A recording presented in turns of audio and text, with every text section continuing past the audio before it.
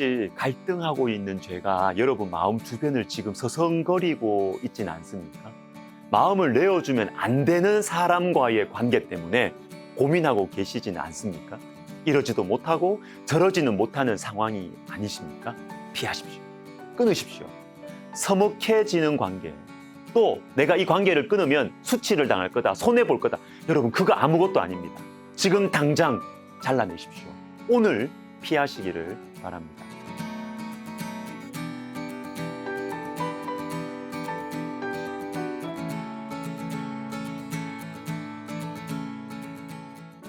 두 가지를 생각해 보겠습니다. 첫 번째, 죄는 피해야 합니다. 본문 27절부터 29절을 읽어드리겠습니다.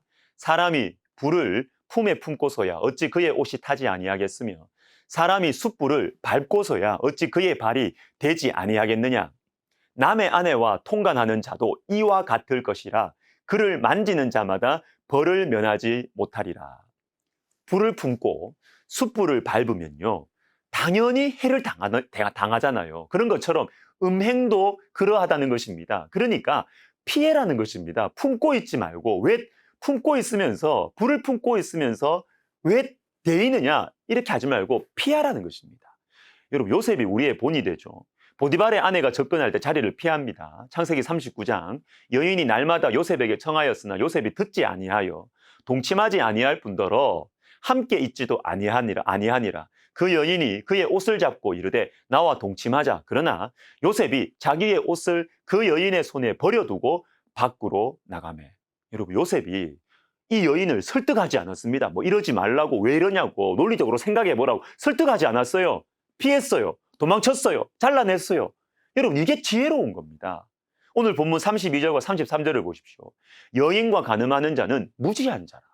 이것을 행하는 자는 자기의 영혼을 망하게 하며 상함과 능욕을 받고 부끄러움을 씻을 수 없게 되나니. 자, 보십시오. 여인과 간음하는 자를 무지한 자라고 성경은 말씀하십니다. 그런데 우리 생각으로는 간음하는 사람은 머리가 좋잖아요.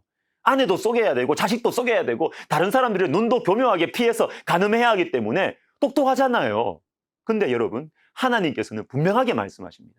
간음하는 자는 무지한 자다. 무지한 자다. 이 비슷한 말씀이 디모데전서 5장 6절에도 나옵니다.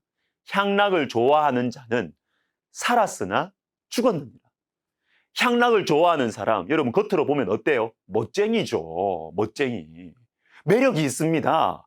막 살아있는 것 같아요. 막 청춘, 그죠? 그런데 죽었어요, 그 사람.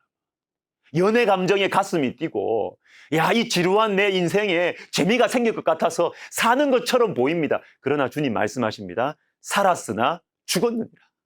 여러분, 죄는 피해야 됩니다. 특히 음행, 간음은 피하십시오. 아무리 인생이 재미없고 지루하게 느껴져도 여러분, 죽는 길로 가면 안 돼요. 향락을 좋아하는 자는 살았으나 죽었느니라.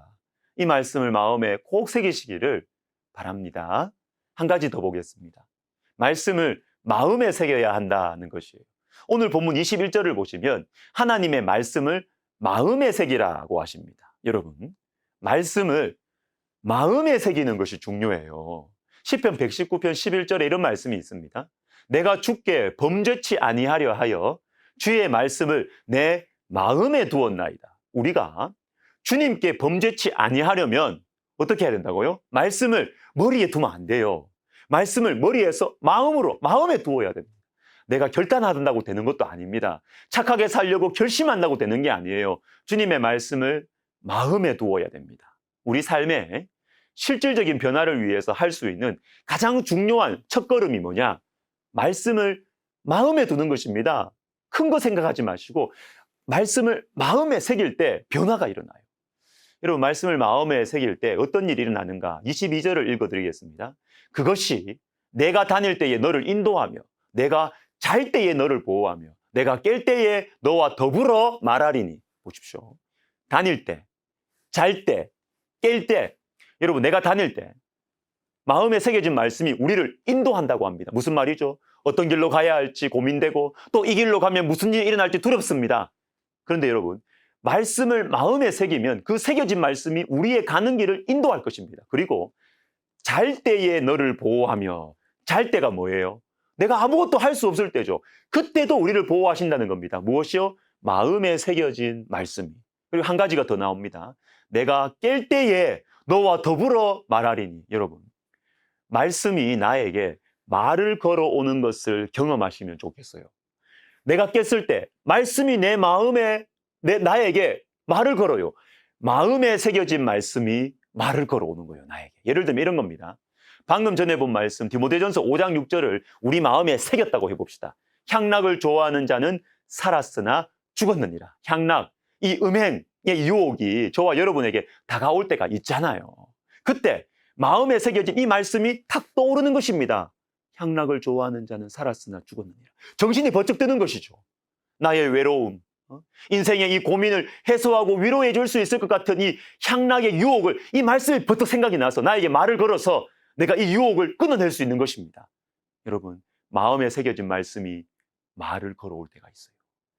여러분의 마음에 새겨진 말씀이 있습니까? 오늘부터 시작해 봅시다. 오늘 이 시간에 묵상하는 말씀을 마음에 한번 새겨보는 것입니다. 이렇게 살아서는 안 되겠다. 뭔가 변화가 필요하다라는 생각이 들지만 여러분, 어디서부터 시작해야 될지 잘 모르겠지 않습니까? 혼란스럽죠. 이때 가장 안전하고 확실한 방법은 내 삶 전체를 바꾸려는 계획을 세우기보다는 하나님의 말씀을 내 마음에 새기고 붙드는 것입니다. 이전에는 그냥 듣기만 하고 잊어버렸다면 말씀을, 이제는 내 마음에 두고 하나라도 순종하기 위해서 마음을 쏟는 것입니다. 그러면 달라집니다.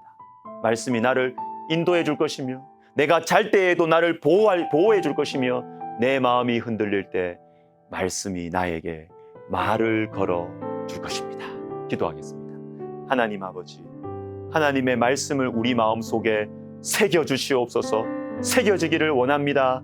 주님, 그래서 우리가 음행과 음란함의 유혹을 피하고 끊어내게 하셔서 하나님 지혜로운 삶 우리가 살 수 있도록 주님 도와주시옵소서.